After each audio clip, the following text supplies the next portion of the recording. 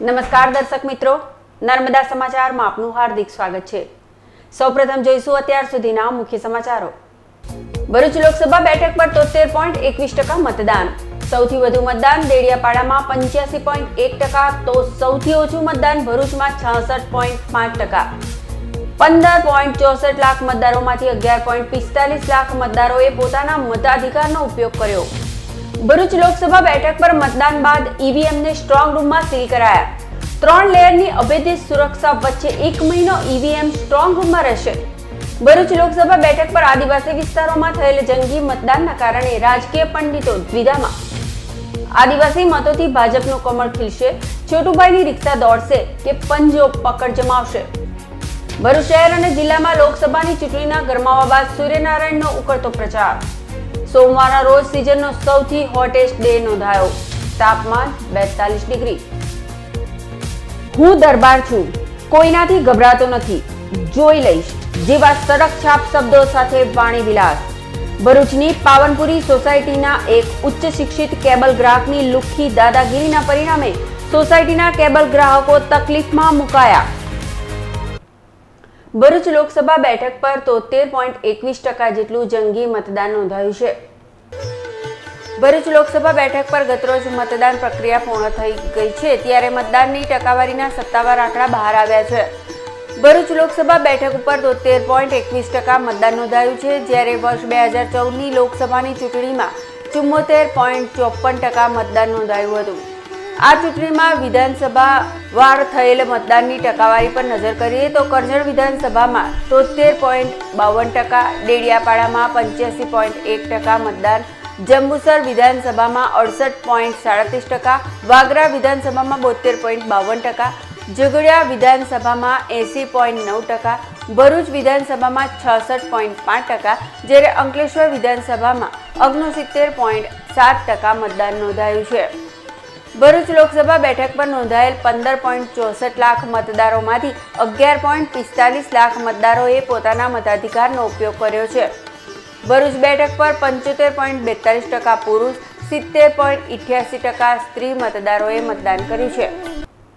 ભરૂચ લોકસભા બેઠક પર મતદાન પ્રક્રિયા સંપન્ન થયા બાદ 1916 મતદાન મથકના ઈવીએમ ને કેજી પોલિટેકનિક કોલેજ ખાતે બનાવાયેલ સ્ટ્રોંગ રૂમમાં મૂકવામાં આવ્યા હતા અને રૂમને રાજનૈતિક પાર્ટીના પ્રતિનિધિઓની હાજરીમાં સીલ કરવામાં આવ્યું હતું।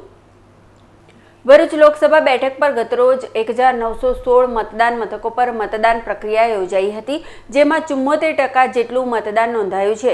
ત્યારે આજ રોજ ઈવીએમને ભરૂચની કેજે પોલિટેકનિક કોલેજ ખાતે બનાવાયેલ સ્ટ્રોંગ રૂમમાં મૂકવામાં આવ્યા છે। કેજે પોલિટેકનિક કોલેજ ખાતે 12 રૂમમાં ઈવીએમ મશીન મૂકવામાં આવ્યા છે। ચૂંટણી અધિકારી રવિકુમાર અરોરાની હાજરીમાં તમામ રૂમ સીલ કરી દેવામાં આવ્યા હતા।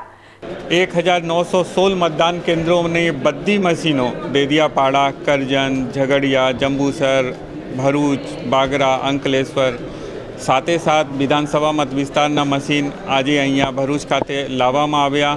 એને માનનીય ઓબ્ઝર્વર શ્રીની ઉપસ્થિતિમાં સીલ કરવામાં આવ્યા। એને સેન્ટ્રલ પારામિલિટરી ફોર્સ હમણાં જ આવી ગયા છે, એના દેખરેખમાં રહેશે અને તમામ રાજકીય પક્ષોના પ્રતિનિધિઓ પણ આજે હાજર છે। એના ઉપસ્થિતિમાં આ મશીનો સીલ કરવામાં આવ્યા રૂમોમાં, સ્ટ્રોંગ રૂમ।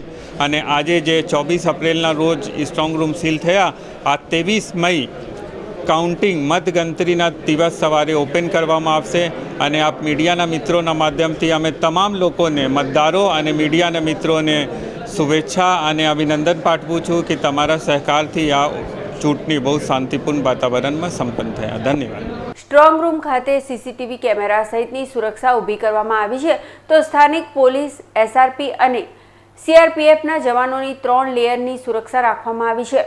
1 મહિના બાદ એટલે કે તારીખ 23 મેના રોજ મતગણતરીના દિવસે સ્ટ્રોંગ રૂમ ખોલવામાં આવશે। ભરૂચમાં લોકશાહીના સૌથી મોટા ઉત્સવ એવા લોકસભાની ચૂંટણીમાં મતદાન પ્રક્રિયા સંપન્ન થઈ ગઈ છે અને 73% જેટલું ઊંચું મતદાન નોંધાયું છે। ત્યારબાદ જે વહીવટી તંત્ર દ્વારા ઈવીએમ મશીનને સ્ટ્રોંગ રૂમમાં મૂકવામાં આવ્યા છે। ભરૂચની કેજે પોલિટેકનિક કોલેજ નજીક 13 જેટલા રૂમમાં ઈવીએમ ગોઠવવામાં આવ્યા છે। સુરક્ષા વ્યવસ્થાની જો વાત કરવામાં આવે તો 3 લેયરની સુરક્ષા વ્યવસ્થા ગોઠવવામાં આવી છે, જેમાં સીઆરપીએફ, એસઆરપી અને પોલીસનો કાફલો સતત 1 મહિના સુધી ખડે પગે તૈનાત રહેશે। તારીખ 23મી મેના રોજ મતગણતરી યોજાશે। ત્યારે 17 ઉમેદવારોના ભાવિનો ફેસલો થશે. કેમેરામેન અલ્પેશ રાઠોડ સાથે જય વ્યાસ, ચેનલ નર્મદા, ભરૂચ. ભરૂચ લોકસભા બેઠક પર આદિવાસી વિસ્તારોમાં થયેલ જંગી મતદાન કયા પક્ષને જીતનો સ્વાદ ચખાડશે એ બાબતે તજજ્ઞો પણ વિમર્શનમાં મુકાયા છે. તો બીજી તરફ ભાજપનો ગઢ ગણાતા ભરૂચ અંકલેશ્વરમાં થયેલ ઓછું મતદાન મનસુખ વસાવા માટે ચિંતાનો વિષય બન્યો છે. લોકસભાની ચૂંટણી માટેની મતદાન પ્રક્રિયા તારીખ 23મી એપ્રિલના રોજ યોજાઈ હતી. ભરૂચ બેઠક ઉપર સવારથી જ મતદાતાઓએ ઉત્સાહ બતાવ્યો હતો અને એક તબક્કે તો ગુજરાતમાં સૌથી વધુ મતદાન ભરૂચ બેઠકનું નોંધાયું હતું. જોકે બપોરે મતદાનનું જોર ઘટ્યું હતું અને સાંજે ઠંડા પહોરમાં મતદાતાઓ પુનઃ એકવાર મતદાન મથક પર પહોંચ્યા હતા. ભરૂચ બેઠક ઉપર 73.21% મતદાન નોંધાયું હતું, જેમાં સૌથી વધુ મતદાન ડેડિયાપાડામાં 85% મતદાન નોંધાયું હતું, તો સૌથી ઓછું મતદાન ભરૂચ વિધાનસભા બેઠક ઉપર 66.5% નોંધાયું હતું. આદિવાસી વિસ્તારમાં મતદાતાઓએ અભૂતપૂર્વ ઉત્સાહ બતાવ્યો હતો. ડેડિયાપાડા અને ઝઘડિયામાં ક્રમશઃ 85 તથા 80% મતદાન નોંધાયું.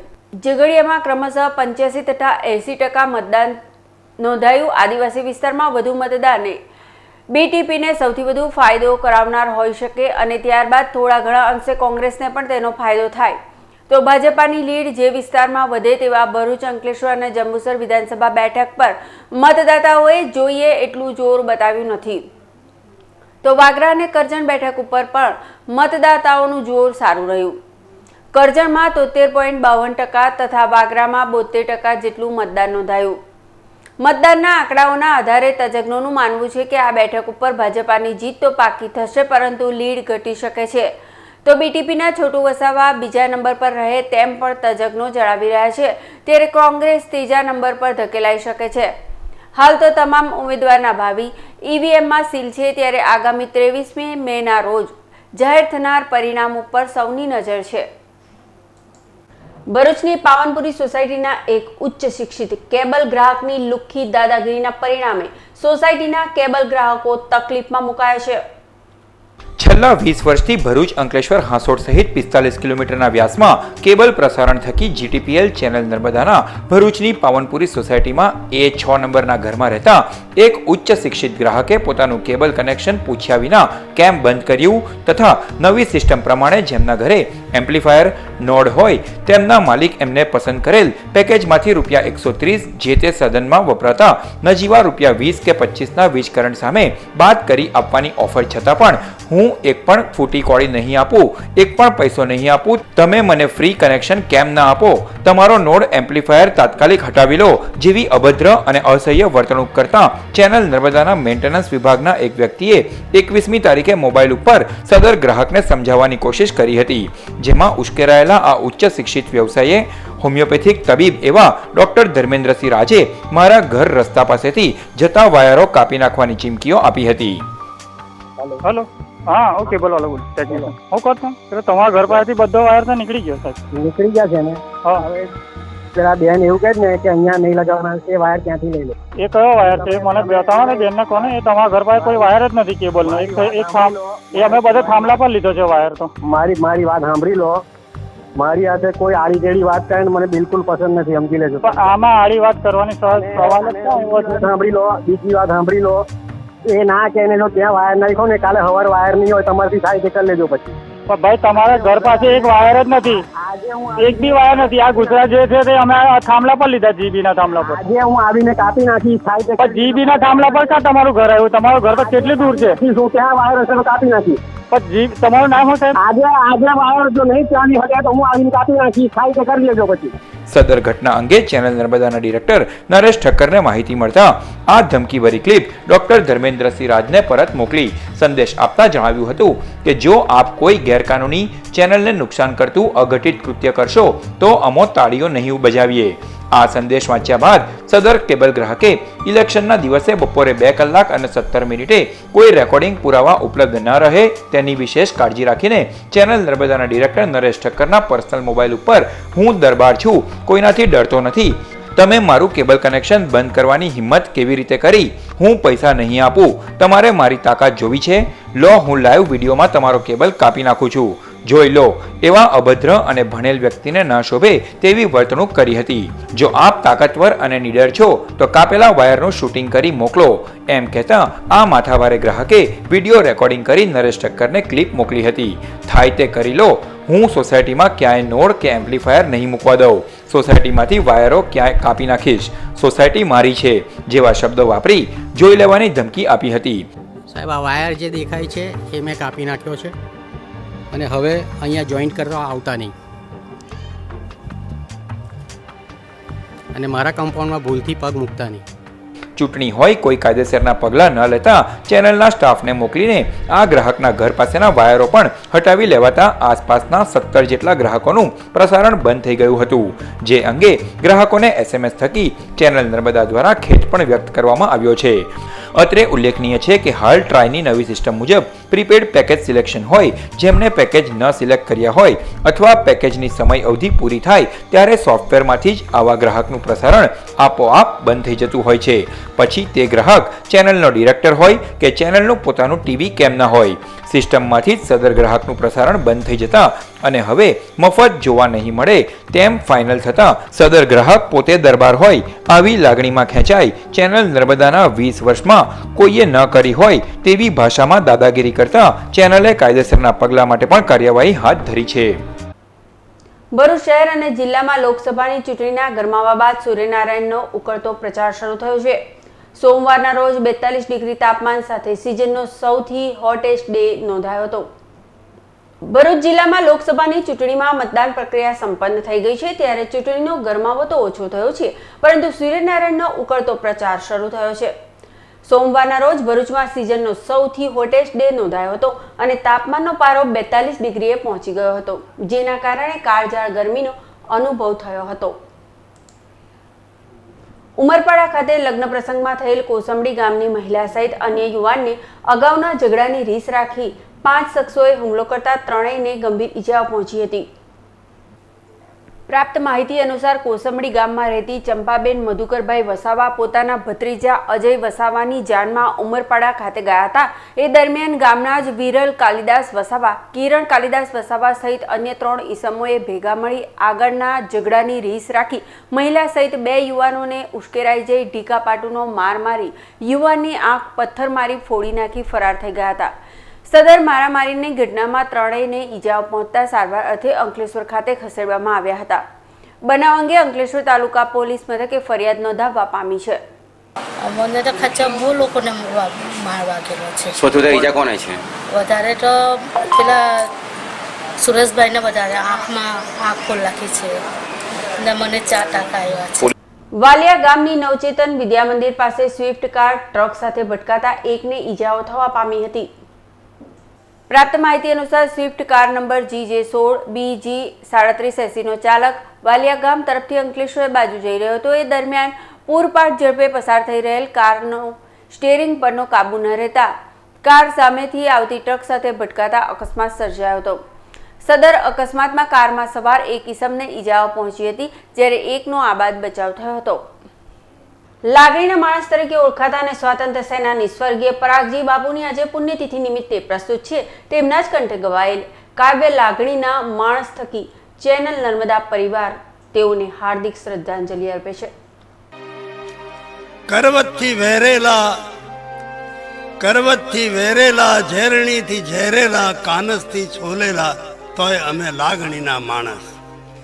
બોમ બોમ બીડેલા પંખાળા સાંભેલા, તોપ તોપ ઝીકેલા આગ આગ આંબેલા, ધણ ધણ ધુમાડાના બહેરા ઘોંઘાટ ધણી ઘાણીમાં પીરેલા તોય અમે લાવણીના માણસ. ખેતરના ડુંડામાં લાલ લાલ ગંજેરી શ્યામ શ્યામ સોનેરી ભડકે ભરખાયેલ છે, દાણા ધૂણાયેલ છે, ઉગવાના ઓરતામાં વણસેલા કણસેલા તોય અમે વાવણીના માણસ. ભૂખરા ને જાંબુડિયા દૂધિયા પીરોજા, દીઠા ને અણદીઠા દરિયાના મોજા, માતેલા મસ્તાના ઘૂઘરિયા સોજા, કાંઠેથી મજદારે સરગમને સથવારે તોય અમે આવણીને જાવણીના માણસ. ચડતી ઉતરતી બાંજણીના માણસ, કરવતથી વેરેલા ઝેરણીથી ઝેરેલા કાનસથી છોલેલા તોય અમે લાગણીના માણસ. સમાચાર પૂર્ણ કરતા પહેલા મુખ્ય સમાચારો પર ફરી એક નજર. ભરૂચ લોકસભા બેઠક પર 73.21% મતદાન. સૌથી વધુ મતદાન દેડિયાપાડામાં 85.1%, તો સૌથી ઓછું મતદાન ભરૂચમાં 66.5%. 15.64 લાખ મતદારોમાંથી 11.45 લાખ મતદારોએ પોતાના મતાધિકારનો ઉપયોગ કર્યો. ભરૂચ લોકસભા બેઠક પર મતદાન બાદ ઈવીએમને સ્ટ્રોંગ રૂમમાં સીલ કરાયા. 3 લેયરની અભેદ્ય સુરક્ષા વચ્ચે 1 મહિનો ઈવીએમ સ્ટ્રોંગ રૂમમાં રહેશે. ભરૂચ લોકસભા બેઠક પર આદિવાસી વિસ્તારોમાં થયેલ જંગી મતદાનના કારણે રાજકીય પંડિતો દ્વિધામાં. આદિવાસી મતોથી ભાજપનું કમળ ખીલશે, છોટુભાઈની રિક્ષા દોડશે કે પંજો પકડ જમાવશે. ભરૂચ શહેર અને જિલ્લામાં લોકસભાની ચૂંટણીના ગરમાવા બાદ સૂર્યનારાયણનો ઉકળતો પ્રચાર. સોમવારના રોજ સિઝનનો સૌથી હોટેસ્ટ ડે નોંધાયો. તાપમાન 42 ડિગ્રી. હું દરબાર છું, કોઈનાથી ગભરાતો નથી, જોઈ લઈશ જેવા સડક છાપ શબ્દો સાથે વાણી વિલાસ. ભરૂચની પાવનપુરી સોસાયટીના એક ઉચ્ચ શિક્ષિત કેબલ ગ્રાહકની લુખ્ખી દાદાગીરીના પરિણામે સોસાયટીના કેબલ ગ્રાહકો તકલીફમાં મુકાયા. તો આ હતા અત્યાર સુધીના નર્મદા સમાચાર. નવા સમાચારો સાથે ફરી મળીશું. નમસ્કાર.